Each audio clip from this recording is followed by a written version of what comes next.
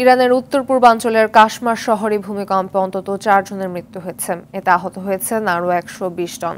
Richter স্কেলে ভূমিকম্পটির মাত্রা ছিল 4.9। দেশটির রাষ্ট্রায়ত্ত সংবাদ মাধ্যমের বরাত দিয়ে ফরাসি বার্তা সংস্থা এএফপির প্রতিবেদনে এ খবর জানানো হয়। কাশমারের গভর্নর বলেন, মঙ্গলবার ইরানের স্থানীয় সময় দুপুর 1:24 দিকে ওই ভূমিকম্প আঘাত এনেছে।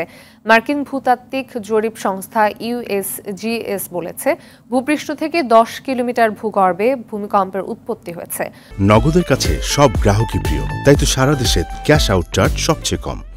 তবে ভূমিকম্পে ঘরবাড়ি ও অন্যান্য স্থাপনার ক্ষয়ক্ষতি কেমন হয়েছে তাৎক্ষণিকভাবে তা জানা সম্ভব হয়নি।